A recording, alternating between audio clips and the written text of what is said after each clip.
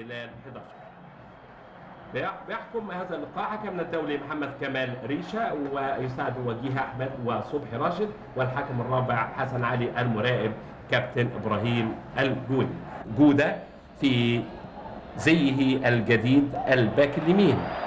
ناحيه اليمين بيديله حريه كابتن فتحي وحسام غالي، وحسام غالي عاليه ولكن صبحي اراها. بتاع الوقت الاصلي بالتعادل، يبقى وقت اضافي نص ساعه على الشوطين ثم ضربات المرمى الترجيحيه. جيلبرتو لجوده، برضه جمله تكتيكيه لاسامه حسني وجوده. المدرب الاجنبي ما يديش فرصه للشباب ده كله. ليه؟ كرة حلوة لبلال، لكن اتطوح شوية بلال وبتلعب كرة عرضية ويقدر أسامة تطوح برضه مين، لكن إشارة لاسلكية وفي ربط فكري جميل جدا بين الاثنين. وسبحان اتعملت، هي حدفت هنا شوية وحدفت هنا شوية. وادي خميس جعفر، اتنين بقى من الحرس القديم، بس خميس طبعا حرس قديم مع الكروم، لكن الثاني تاني موسم مع الإسماعيلي. وكرة فرصة الحمص وبتتحط حلوة عرضية لمحمد محسن ابو جريشه، وما زالت الانياب الحقيقيه تظهر للدراويش في هذه اللقطه احبائي الكرام. وسيد معوض اداله فرصه. اسلوب الراقي والفعال في لقاءات الفريقين دايما بيجعلنا ننتظر لقاءات الفارسين ونرفع لهم القبعات دايما، بنستمتع بيهم. بلال على حافه التنفيذ وشاط كوره على يمين صبحي. ادي الكوره الحلوه وادي الكوره سريعه، تمريرات سليمه، تحركات فيها وعي. فكر المدرب في المستطيل الاخضر ده اللي احنا عاوزينه. مين يكسب؟ الاهلي يكسب حلال عليه، الاسماعيلي يكسب حلال عليه، لكن بنستمتع بكوره جميله، كوره رشيقه. استنى ما يجي له حد او هو يناور ويقدر يلف جسمه، اذا كان في منطقه التنفيذ يشوط، اذا كان في منطقه المناوره يباصي. وقفه حلو بسيوني، ويظهر بسيوني، عبد الحميد بسيوني. قال لك دي طويله ما جريش، وفر جول. حسام غالي في الجانب الايمن اداله بعض الحريه، واسامه وياخد فاول اسامه حسني، اداله بعض الحريه. فتحي مبروك من مكان كويس، سلسله من مداولات ثانيه هيعملوا فيها ايه دي يا ترى؟ جيلبرتو، لا جيلبرتو حطها لكن فوق يا جيلبرتو. مع حراس المرمى يرفضوا رفضا قاطعا كل محاولات المهاجمون. وادي كوره بتتشاط مخطوفه خطف. عندنا وائل جمعه ووائل رياض وتروح لجيلبرتو. جيلبرتو لو الراجل ده يزود مهاراته في التسديد على المرمى والحاجات دي، فاول لاحمد هلال. الجانب الايسر هتتلعب ازاي؟ اعتقد دي في فرصه تلعب على طول في الجول، ولكن فتحي يا سلام يا فتحي.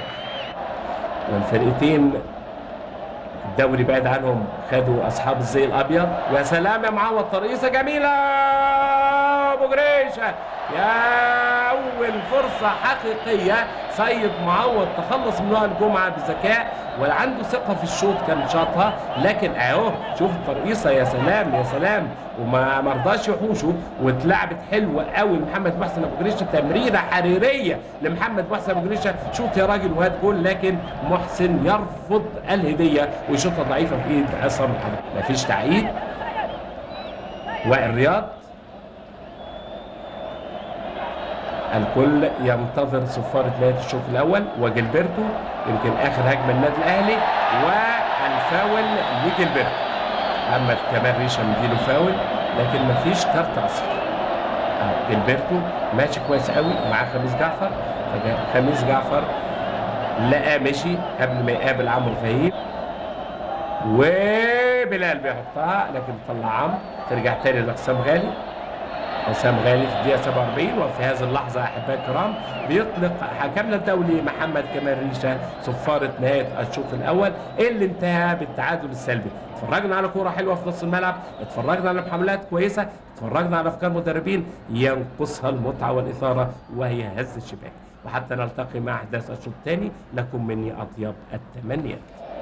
أعتقد خالد بيبو.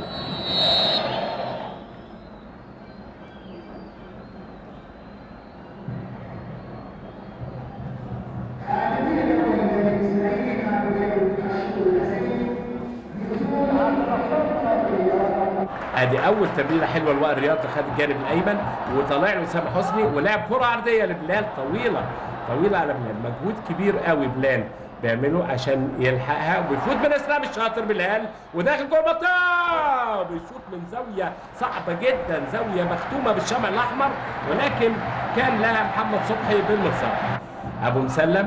ابو مسلم بيفوت بنشاط وحيويه، واسامه حسني يا سلام يا اسامه، يطير لها في منظر جميل جدا ويتابع كرة ابو مسلم النشيط، ولكن محمد صبحي يتألق ويتجمل احبائي الكرام في هذه اللقطة ويطلعها ركنية، لكن كرة حلوة.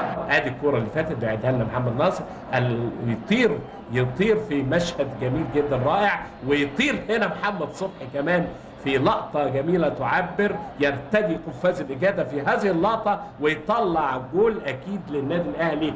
برافو أبو مسلم، وبرافو أسامة حسني، وبرافو طبعا محمد صبحي، شال الخطورة، ولك مكافأة من على أبو جريشة محمد صبحي.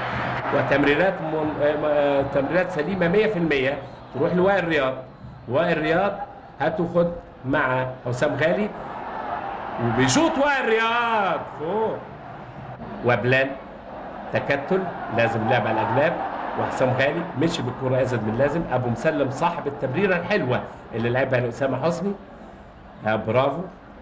عمرو فهيم بيطلع لجوده، لكن الكرات العرضيه اصبحت في منتهى الخطوره.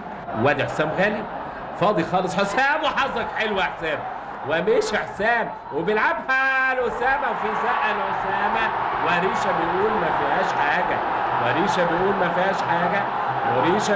فيهاش حاجة، هو طبعا أسامة حسني ما زال واقع، وتشوف محمد صبحي معاه.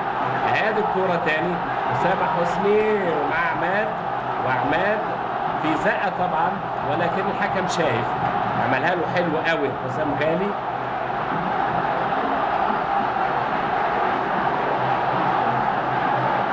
بتاع سير ابو مسلم داخل مربع العمليات وعدت.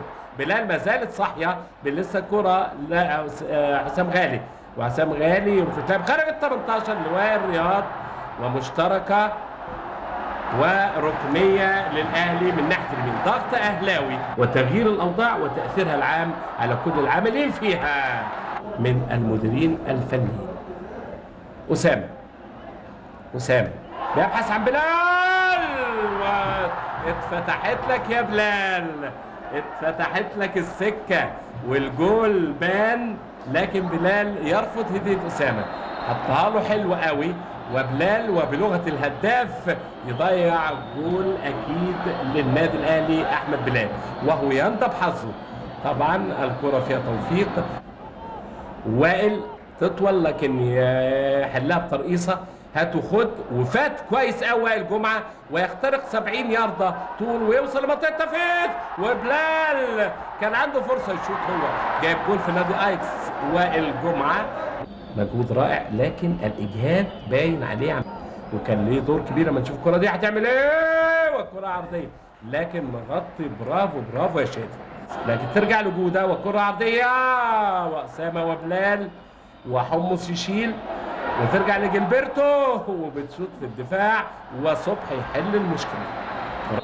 موسم طويل وشاق، وفي زي البرتقالي ولبس السامبا البرازيلي على ايمينا.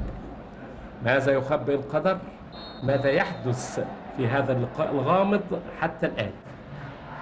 ابو مسلم اهو ما شاء الله، ده ماشي ابو مسلم، ماشي ابو مسلم، وماشي ابو مسلم، وبيلعب كرة عرضية، وأسامة حسني وبلال. أسامة حسني هاتوا خد مع خالد بيبو وجilberto يخترق، بيفاجئنا والله جilberto بنشاطه وحيويته.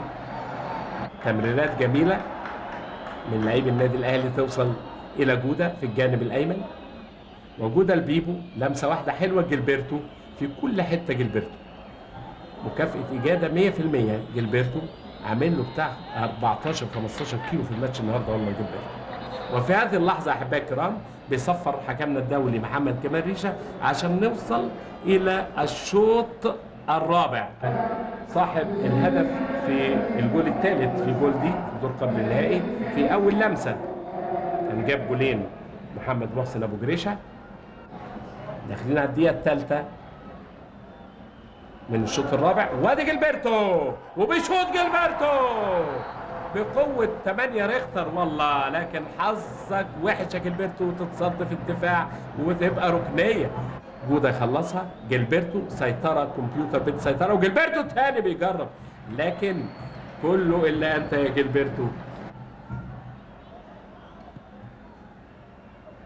اسلام بيطلع وترجع بيحطها حمام، ولكن عصام الحضري يتألق. يا سلام، كل مدارات النجومية في ماتش مدغشقر جاب 3 اجوال. وادي خالد بيبو والكرة الطويلة لمحمد فضل، محمد فضل براسه بيحطها جول. يا بيبو عملها خالد بيبو، عملها خالد بيبو في الدقيقة 7 من الشوط الإضافي. تمريرة جميلة جميلة جميلة جميلة، يا عالكورة وحلاوتها، يا عالكورة وإثارتها، يا عالكورة ومتعتها. يا جول جميل جميل مغلف باللون الأحمر، جول جميل جدا مغلف باللون الأحمر، وجول طبعة أولى يا خالد. لكن فضل الحقيقة عملها له تمريرة شرعية 100%. يا سلام يا فضل، يا سلام يا بيبو. الاثنين انتاج كرسي البدلاء. تحسب لفتحي مبروك توقيت التغيير يا جماعة، ما نديش كل حاجة للمدرب الأجنبي. هذا الرجل ليه بصمة وليه فكر. القميص رقم 9، يا سلام يا فضل، لمها بمهارة المهاجم وحطها لخالد بيبو ببط رجله لمحمد صبحي اللي عامل ماتش كبير قوي النهارده محمد صبحي، وتزغرط كرة خالد بيبو ده. ريشة ادى انذار لعمرو فهيم. وادي بلال، وادي ابو مسلم احد نجوم هذا اللقاء، مفيش كلام. عمرو فهيم ناحية الشمال لسيد معوض. الاسماعيلي يبحث عن هدف التعادل بيحطها جول. يا لسه بقول لكم الاسماعيلي بيبحث عن هدف التعادل، ومحمد محسن ابو جريشه طلع عصام الحضري وفي وضع ما فيش التوازن بتاعه مستليم 100%، وتقع الكرة يا على الكرة واثارتها، يا على الكرة ومتعتها. مش ممكن الكرة الساحرة المستديرة في الدقيقة 11 احبائي الكرام بتفتح ذراعيها للدراويش، ويستطيع نجمها محمد محسن ابو جريشه ان يحقق التعادل. وادي تمريرة سيد معوض العالية، طلع عصام الحضري مسكها وقعت من ايده، ولكن القميص رقم 30 يتجمل ويتلالأ، ومحمد صلاح ابو جريشه يصحح اوضاع القافله الصفراء ويحط جول محمد محسن ابو جريشه. الفاول لاصحاب الزي الاحمر داخل مربع العمليات، ولكن بره. ريشه بيبص في ساعته، وفعلا احبائي الكرام في هذه اللقطه محمد كمال ريشه يصفر عشان يعلن نهايه الوقت الاضافي والاصلي بتعادل الفرقتين 1-1. وصلنا الى مرحله ضربات المعاناه الترجيحيه، واختار كمال ريشه المرمى اللي على يسارك علشان تتلعب فيه ضربات المعاناه الترجيحيه. عودنا المخرج في بطولات كتير على المسلسل الطويل اللي بينتهي بضربات الحظ الترجيحيه. الحضري مبارزه فرديه، الحضري وعماد النحاس.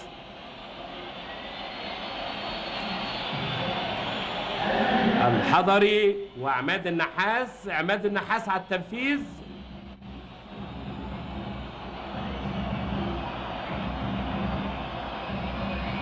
تعليمات من ريشه والمساعدين بتوعه عشان يشوفوا الكرة عدت ولا لا. عماد النحاس والحضري يتألق في هذه اللقطة احبائي الكرام ويحتضن كورته، ما وقعش من ايده. يا على التركيز، يا على الثقة بالنفس يا عصام يا حضري. عماد النحاس احد النجوم الكبار، حطها له على يمينه، ولكن عصام الحضري كان لها بالمرصاد. لحظة تأمل، لحظة أمنيات، لحظة حاسمة. يبعد عصام الحضري خارج منطقة الجزاء محمد كمال ريشه، وداخل جودة وجول. جول جميل جميل جميل. اجواله في الدوري العام جايب 8 اجوال منهم 6 ضربات جزاء. جودة يتألق جودة ويكافئ فتحي مبروك لانه لعبه النهارده في مركز الظهير الايمن، ويجيب اول اهداف للنادي الاهلي. حطها جميله جدا ببط رجله على يمين محمد صبحي المتألق طوال هذا اللقاء. اسلام والحضري والمبارزه الثنائيه، اسلام الشاطر والحضري وجول. اسلام الشاطر يصحح اوضاع عماد النحاس ويجيب جول للاسماعيلي. حطها عاليه في سقف الشبكه، وعصام طبعا بيبقى فيها توفيق. حطها حلوه قوي قوي قوي عصام الحضري. وائل جمعه على التنفيذ. سبحان الله، يعني الاربعه الاوائل هنا وهنا المدافعين كلهم، يعني جوده ووائل جمعه، وهنا عماد النحاس واسلام الشاطر. الملايين والالاف داخل مستطيل الاخضر وداخل استاد القاهره الاهلاويه يتابعوا وائل جمعه وجول. وائل جمعه حطها حلوه حلوه حلوه. كل طبعا ما اللعبات بتنتهي كل ما بتزداد صعوبه للاسماعيلي. حمام ابراهيم وصاحب القدم اليسرى اللي بيحبوا دايما يحطوها على يمين الجول. حمام ابراهيم، حمام ابراهيم وجول حلو جدا جدا، سريعه سريعه جدا. المبارزه بين جيلبرتو، مبارزه الثنائيه، ومحمد صبحي. حطها حلوه قوي قوي حمام ابراهيم. جيلبرتو على التنفيذ. اللعبه الثالثه والقدم اليسرى لجيلبرتو. جيلبرتو وفوق وفوق واضاع هدف. جيلبرتو احد نجوم هذا اللقاء، اضاع هدف في وقت حاسم جدا جدا وفوق العارضه. شوفوا الاعصاب، شوفوا الاعصاب، شوفوا الاعصاب. حمص وعصام الحضري. حمص وهدف جميل جدا جدا حمص، ويسجد شكرا لله سبحانه وتعالى على توفيقه في هذه اللعبه. شوفوا الاعصاب، اللعيب ما بيصدق يخرج من هذه المسؤوليه علشان يحمد ربنا ويشكره على الموقف الصعب اللي كان فيه. هادي ومحمد صبحي وجول. الله يكون في عونك يا هادي، والله الله اعصاب حديد يا ابني. اعصاب حديد يا هادي. ليه؟ جاي في موقف صعب. الاسماعيلي بيبتدي جايب تفوق بعد ضاع جيلبرتو. هنخش على الضربه الخامسه، هل تكون حاسمه ولا يستمر المسلسل؟ هذه خشبه ببط رجله جميله جدا بيحطها داخل الشباك. والضربه الخامسه وعصام الحضري راجع. شوف قد ايه عمرو فهيم، عمرو فهيم. يا سلام يا عصام، يا سلام يا عصام. يتقمص كل ما يتقمص شخصيه دكتور جيكل ومستر هايد في الجول اللي جه فيه دكتور. كان فيلم زمان شخصيتين. ضربه الحسم واحمد بلال كبير الهدافين. الكل يترقب احمد بلال. جاب جول من ضربه جزاء في البلديه، يجيبها لسه. اذا جابها الاهلي يكسب ويفوز بهذا اللقاء. هنشوف احمد بلال، احمد بلال على التنفيذ. جول جول جول. ينتهي هذا الماراثون على يعطي الاذن احمد بلال لقدمه اليمنى لتظهر في الاضواء ويحسم هذا اللقاء المثير الممتع. طبعا ما زي ما قلت لحضراتكم، هذه هي ضربات الحظ الترجيحيه. مبروك للنادي الاهلي فوزه بعد هذا الماراثون الطويل وبعد الكفاح والطويل وبعد الاعصاب المسدوده في موسم كروي شاق. ضاع منه درع الدوري في مشهد دراماتيكي عنيف. درع الدوري كان على ابواب النادي الاهلي بجزيره، ولكن تحول مساره الى متعوبه نادي الزمالك بعد ان تصدر المسابقه طوال 25 اسبوع.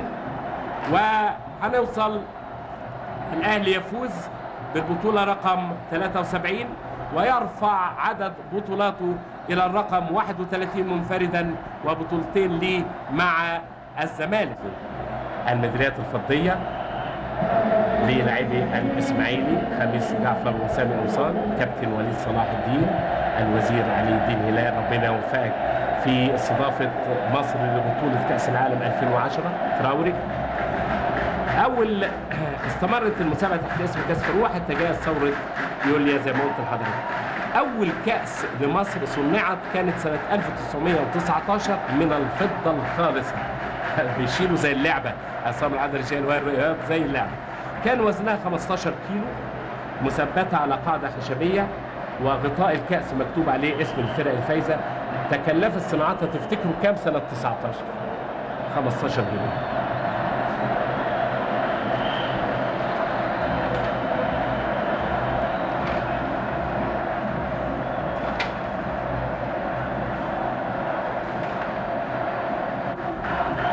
هذه خشب النجم والميدالية الذهبية وعائلة عثمان وحسن حمدي وعلي الدين هلال واللواء حرب. 3 أندية خدوا الكاس مرتين. الإسماعيلي خد الكاس مرتين، حكيت لكم أنا 96 97 من الأهلي بجول أحمد فكري الصغير والحكم الفرنسي مارك باتا كان هنا، وادي محمد فاروق.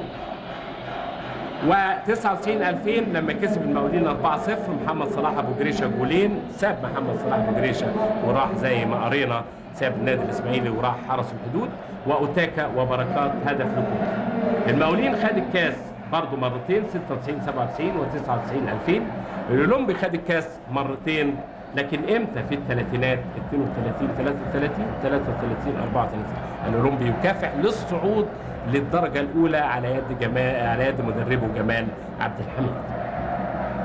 فرحة وقبلات وحرب الداشوري والوزير علي الدين هلال والكابتن حسن حمدي وعائلة عثمان رئيس وكيل نادي الإسماعيلي، وأحمد بلال صاحب الهدف يقلد أو يتقمص شخصية فتحي مبروك في مدغشقر.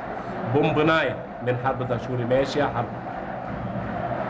وخالد بيبو صاحب هدف النادي الأهلي والميدالية التذكارية. وها هو كأس مصر خالد بيبو. كأس مصر هل يا ترى هيتسلمها هذه خشبة صاحب القميص رقم 20 أم وليد ضيف الشرف؟ وليد صلاح الدين ضيف الشرف بيكرموا النادي الأهلي بتسليم الكأس في صورة وفي لقطة تذكارية معبرة جدا جدا.